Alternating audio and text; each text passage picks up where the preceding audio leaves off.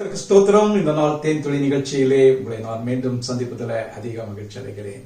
கடந்த சில வாரங்களாக ஆண்டவராகிய இயேசு கிறிஸ்து அவர் தன்னுடைய ஊழியத்திலே செய்ததான அற்புதங்களை எல்லாம் பார்த்தோம். அநேக அற்புதங்கள், கானாவூர் கல்யாணத்திலிருந்து பல அற்புதங்களையும் நாம் பார்த்து ஆண்டவரை மகிமைப்படுத்தினோம்.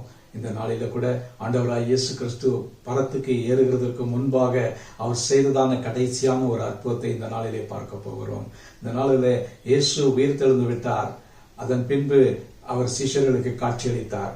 ஆனால் நடந்த காரியம், சீஷர்கள் அவரை அந்த நேரத்தில் இயேசு என்ன நோக்கத்துக்காக அழைத்தாரோ அந்த அழைப்பை அவர்கள் நிறைவேற்றாமல், பேதுரு அவனுடைய தலைமையில ஒரு கூட்ட மக்கள், சீஷர்கள் தோமாவோடு கூட அவர்கள் எல்லாரும் மீன் பிடிக்க திரும்ப சென்று விட்டார்கள். பேதுரு சொல்லுகிறார், நான் மீன் பிடிக்க போகிறேன் என்று.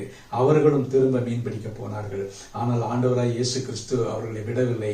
அவர்களை மனிதர்களை பிடிக்கிறவர்களாக நான் மாற்றுவேன் என்று சொன்னார் அல்லவா. அந்த இயேசு அவர்களை பின்தொடர்ந்து வந்தார். அவர்களுக்கு அது தெரியாது. அவர் வழக்கம் போல அவர்கள் ராம் முழுதும் முயற்சி செய்தார்கள். படவில போனாங்க. ஒரு மீன் கூட ஆகப்படவில்லை. அந்த நேரத்தில் இயேசு கரையில நின்று கொண்டிருந்தார். அப்பொழுது அவர்கள் இயேசு என்று அவரை அறியவில்லை. அவர் சொன்னார், நீங்கள் வலது புறமாக போடுங்கள் என்று சொல்லும் பொழுது அந்த நேரத்தில் நடந்த ஒரு அற்புதம் தான் மிக ஒரு முக்கியமான ஒரு காரியம். அந்த நேரத்தில் அதுவரை மீன் கிடைக்கவில்லை. இயேசு கரையில் நின்றார். இயேசு படவிலும் இல்லை. அந்த நேரத்தில் நடந்த காரியம், அவர்கள் படவு அந்த நேரத்தில் வலைகள் கிளிய கூட இல்லை. 153 மீன்கள், பெரிய பெரிய மீன்கள் அவர்களுக்கு கிடைத்தது. அந்த கடலிலே பார்க்கின்ற வேளையில அந்த நேரத்தில் அந்த மீன்கள் எங்கு சென்றதோ தெரியாது. ஆனால் இயேசு சொன்ன மாத்திரத்துல அந்த மீன்கள் எல்லாம் வலைக்குள் வந்து விட்டது. இது இயேசு செய்ததான் அந்த கடைசியான அற்புதம். அதன் பின்பு நடந்த சம்பவங்கள் நம்ம எல்லாருக்கும் நன்றாக தெரியும்.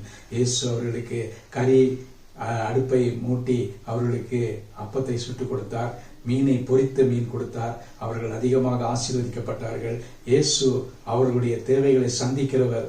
அவர் மீது நம்பிக்கை வைக்கின்ற வேளையில இந்த நேரத்தில் கூட எல்லாவற்றையும் அவர் பார்த்துக் கொள்வார்.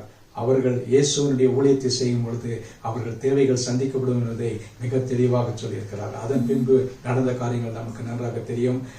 மேல் வீட்டறையிலே கூடி வந்த பின்பு, பரிசுத்தானுடைய அபிஷேகத்தை பெற்ற பின்பு பேதுரு தலைகீழாக மாறி போனார். அற்புதங்களையும் அடையாளங்களையும் சொன்னார். அவர் செய்ததான அற்புதங்கள் இயேசு செய்ததை காட்டிலும் பெரிய அற்புதங்களை செய்தார் என்று நாம் பார்க்கிறோம். அவர் நிழல் பட்ட உடனேயே அநேக சுஸ்திரமானார்கள். அப்படிப்பட்டதான காரியத்தை இந்த அற்புதத்தின் மூலமாக அவர்களுக்கு விளக்கி காட்டினார். இயேசுவால் முடியாத காரியம் ஒன்றுமில்லை. சகலத்தையும் அவர் செய்ய வல்லவர் என்பதை அவர் காட்டி அந்த 153 மீன்களை அவர்களுக்கு அன்று கொடுத்தார். அதுதான் அவர்கள் கடைசியாக மீன் பிடிக்க சென்றதான கடைசி தருணம் என்று நினைக்கிறேன். அதன் பின்பு அவர்கள் இயேசுக்கு பின்பாக சீஷராக மாறினார்கள். ஜெபத்தில் தரித்திருந்தார்கள். இயேசுக்கு அவருடைய பரிசுத்தாவின் வருகைக்காக காத்திருந்தார்கள் என்று பார்க்கிறோம்.